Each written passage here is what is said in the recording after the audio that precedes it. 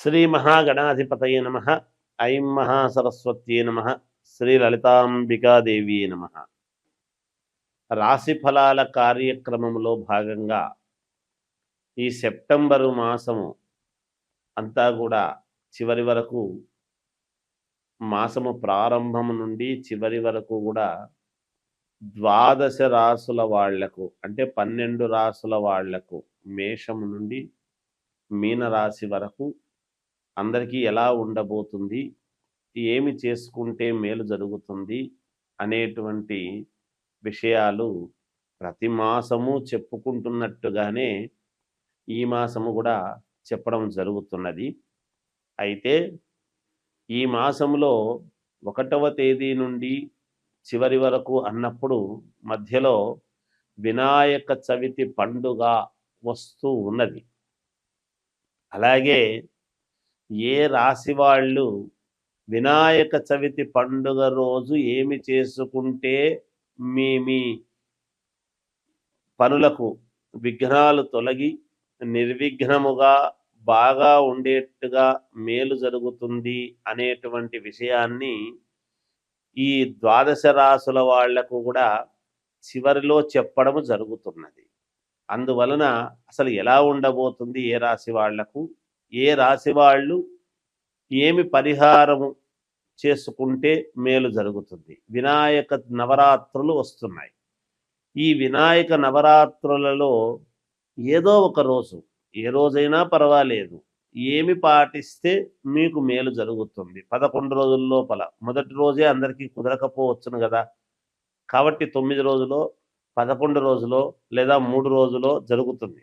అయితే ఇళ్లల్లో పూజలు చేసుకుంటారు, వినాయక చవితి పూజలు. కానీ వినాయక దేవాలయములో చేసుకునేటువంటి పరిహారం ఏమిటి అనేటువంటిది నేను చెబుతాను.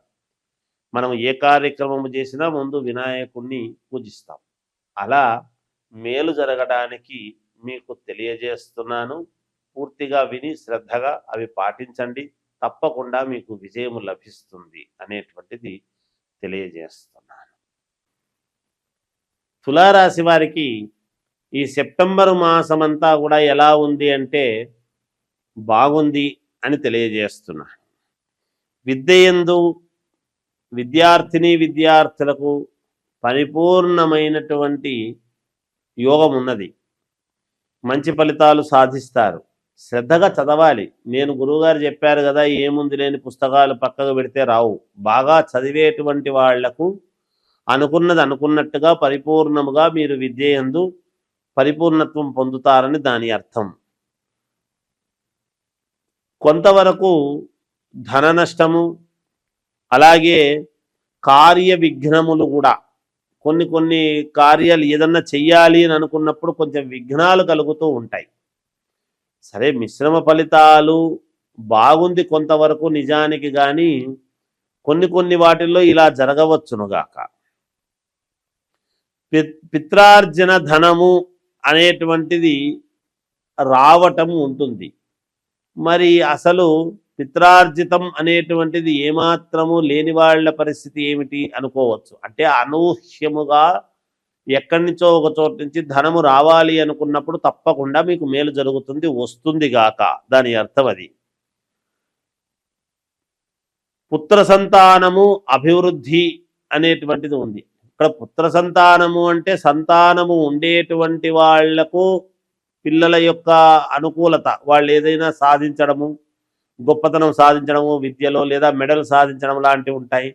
సంతానము లేని వాళ్లకు, ఈ రాశి వాళ్లకు తండ్రులకు గర్భము నిలబడటం అన్నమాట, భార్యకు, అలా కూడా ఉంటాయి. అంటే సంతాన యోగం అనేటువంటిది కూడా కలగవచ్చును ఈ రాశి వాళ్ళకు. వ్యాపారాల యందు అభివృద్ధి అనేటువంటిది ఉన్నది. ఏ వ్యాపారాలు చేసుకునేటువంటి వాళ్ళు, చిన్న వ్యాపారము కావచ్చు, పెద్ద వ్యాపారస్తుల వరకు కూడా అభివృద్ధి అనేటువంటిదైతే ఉన్నది. ఆ అభివృద్ధికి కావాల్సినటువంటి ఇది మీరు ఒక పద్ధతి ప్రకారముగా ఒక ప్లాన్ వేసుకునో, లేదా అంతా చర్చ చేసి కానీ ఒక నిర్ణయాలు తీసుకుంటారు. కొన్ని అనుకూలతలు అన్ని రంగాలలోనూ ఏ రంగంలో ఉండేటువంటి వాళ్లకు ఆయా రంగాలలో అనుకూలతలు బాగా పెరుగుతాయి అనేటువంటిది కూడా ఉన్నది. మొట్టమొదట 1, 2 ధన నష్టము అది ఉండినా ప్రారంభంలో పోను పోను పోను పోను నెలాఖరు వరకు కూడా మంచి యోగవంతమైనటువంటి ఫలితాలు ఉన్నాయి అనడానికి నిదర్శనం ఇది. ధనలాభము కలుగుతుంది, ఏదో రకంగా ధనం అయితే మీకు ఖచ్చితంగా వచ్చి తీరుతుంది అనేది ఉన్నది. స్థానచలనము, తరచూ ప్రయాణాలు అంటే ఎవరేమీ ఆందోళన చెందాల్సిన పని లేదు. ఇప్పుడు ఏదో మీటింగులకు వెళ్ళటము కానీ, అక్కడ పని పూర్తి చేసుకొని రావటం కానీ, ఇంకొక చోటికి వెళ్ళటము కానీ అది జరగడము, లేదా ఈ రియల్ ఎస్టేట్ అవి చేసుకునేటువంటి వాళ్ళు అక్కడ ల్యాండ్ కోసం ఇక్కడ ల్యాండ్ కోసం తిరగటము, ప్రయాణాలు చేయటము, శుభకార్యాలలో పాల్గొనడానికి చేయటము, లేదా ఒక నిర్ణయాత్మకమైనటువంటివి డబ్బు రాబడి కోసము ఏదైనా ఉంటే అక్కడికి పోయి మాట్లాడుకొని రావటము, ఇలాంటి ప్రయాణాలే ఉంటాయి గాక. తరచూ ప్రయాణాలు అంటే ఏమి ఇబ్బంది పడాల్సినటువంటి పని లేదు. కొంచెము సమయానికి తిండి లేక ఈ పనుల వల్ల అంటే పని మీద శ్రద్ధ అనేటువంటిది ఎక్కువై సమయానికి తిండి అనేటువంటిది లేక అజీర్ణము అనేటువంటి ఇబ్బంది కలగవచ్చును అనేటువంటిది సూచనప్రాయంగా తెలియజేయడం జరుగుతున్నది. అజీర్ణ వ్యాధి అనేటువంటిది రావచ్చునేమో. కనుక సమయానికి తిండి తినండి, సమయానికి నిద్రపోండి, పనులు చేసుకోండి, ఖచ్చితముగా మీకు మేలు జరుగుతుంది. ఇంకా మెరుగైనటువంటి ఫలితాలు సాధించాలి అంటే ఈ వినాయక నవరాత్రులలో ఏదో ఒక రోజు మీకు అనుకూలమైనటువంటి రోజు ఒక తెల్లటి రవిక గుడ్డ, తర్వాత 2.5 కిలో బియ్యము, అలాగే 16 తొమలపాకులు 16 ఒక్కలు వినాయక గుళ్ళో ఇవ్వండి. తప్పకుండా మీకు విజయం లభించి తీరుతుంది గాక. భాద్రపద మాసము యొక్క విశిష్టత వైశిష్ట్యం ఏమిటి అని మనం ఒక్కసారి చూసుకున్నట్లయితే, శ్రావణ మాసం అయిపోతూనే భాద్రపద మాసము వస్తుంది. భాద్రపద శుద్ధ చవితి వినాయక చవితి.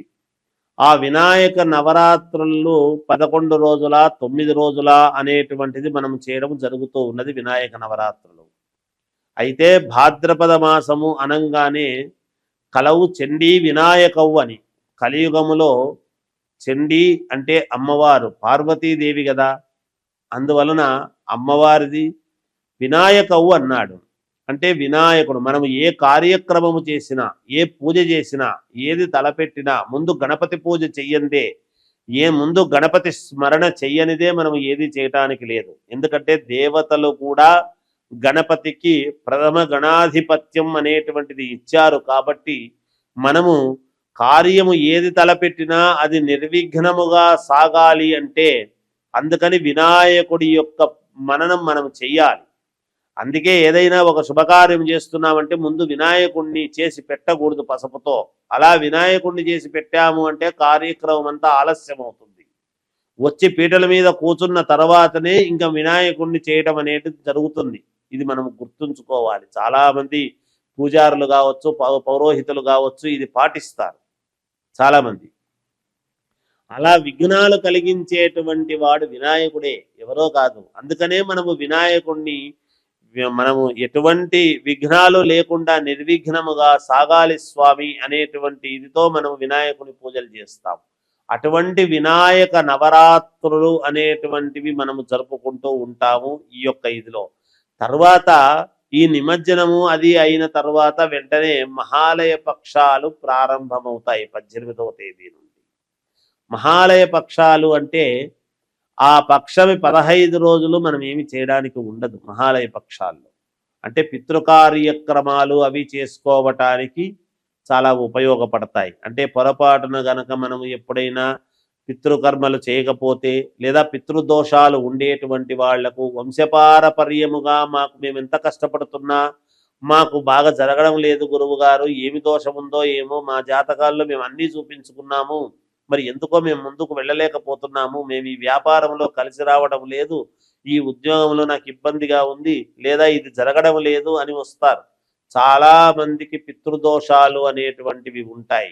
ఈ పితృదోషాలు అనేటువంటివి ఎక్కడి నుంచి వస్తాయంటే మనము చేసేటువంటి పనులు మన పిల్లలకు రావటం అనేటువంటిది జరుగుతుంది. అందుకనే మనము పుణ్యము చేస్తే పుణ్యము పిల్లలకు వస్తుంది, మనం ఏదైనా ఇబ్బందులు చేస్తే ఇబ్బందులు పిల్లలకు వస్తాయి. అది గమనించాలి. అది అలాంటి పితృదోషాలు అవి ఉండి వాటి వలన ఎవరెవరికి ఎటువంటి పితృదోషాలు ఉన్నాయి ఏమిటి అనేటువంటి వాటి పరిహారాలు చేసుకోవటానికి మనము జీవితంలో ముందుకు వెళ్ళటానికి ఆ మహాలయ పక్షం అనేటువంటివి మనకు చాలా వరకు మేలు చేస్తుంది. అటువంటి సమయంలో గనక దోషాలు పోవడానికి గనక మనం చేసుకున్నాము అంటే మన జీవితంలో ఎన్నో కోట్ల రెట్లు మేలు జరిగే అవకాశం ఉంటుంది. ఎప్పటి నుంచో బాధపడుతుండేటువంటి బాధలన్నీ కూడా తొలగిపోయి మేలు చేసుకోవచ్చు.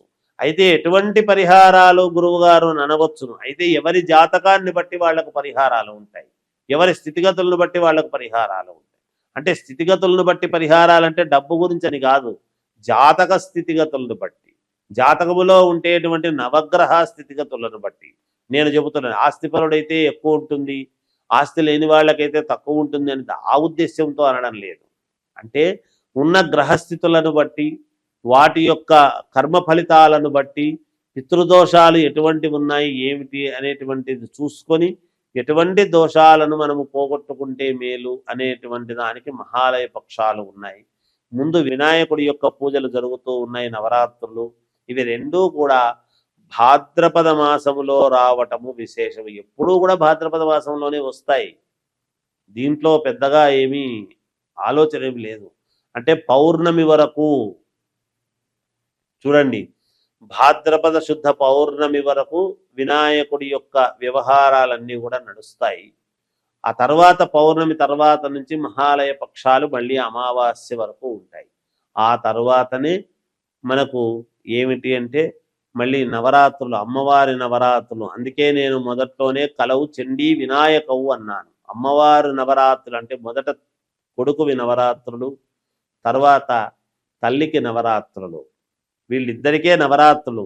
పేరు ఏది పెట్టినా గుప్త నవరాత్రులని ఇవన్నీ కూడా తర్వాత మళ్ళీ మనం చెబుతాం మామూలుగా. అవి ఏవి పెట్టినా ప్రాధాన్యత ఏమిటి అంటే గణపతి నవరాత్రులు, ఈ దసరా శరన్నవరాత్రోత్సవాలకు అమ్మవారి నవరాత్రులు. అందుకే తల్లి కొడుకు, ఇంట్లో పెద్ద కొడుకు ప్రతి వాళ్లకు కూడా పెద్ద కొడుకు వినాయకుడితో సమానమే, చిన్న కొడుకు సుబ్రహ్మణ్య స్వామితో సమానమే. అదేమిటి గురువు గారు ఒకవేళ 3-4 కొడుకులుంటే అని అనుకోవచ్చు. నేను మాట వరుసకే చెప్పాను పెద్ద కొడుకు వినాయకుడు లాంటి వాడు అని. ఎందుకంటే బరువు బాధ్యతలు వినాయకుడికి తెలిసినంతగా ఎవరికి తెలియదు. అందుకని ఆయనకు మనము ఆరాధించడంలోనే మన బరువు బాధ్యతలన్నీ కూడా తొలగాలి, మేలు జరగాలి అని కదా మనం పూజిస్తాం. అందువల్ల చెప్పాను. ఈ భాద్రపద మాసాన్ని అందరూ కూడా సద్వినియోగం చేసుకొని మీకు తగిన తోచిన విధముగా గణపతి నవరాత్రులలో పాల్గొని మీరు ఇది చేసుకోండి. తర్వాత మహాలయ పక్షాలలో మీకు కావాల్సినటువంటి అయ్యగారుల దగ్గరికి వెళ్ళి మీ జాతకాలను చూపించుకొని ఏమైనా పితృదోషాలు ఉంటే ఈ మహాలయ పక్షంలో ఈ 15 రోజులలో అవి పోగొట్టుకునే విధముగా చేసుకోండి. తద్వారా మీ ఎదుగుదలకు మీరే మూర్ధన్యులు కండి, మేలు జరుగుతుంది. జయోస్తు.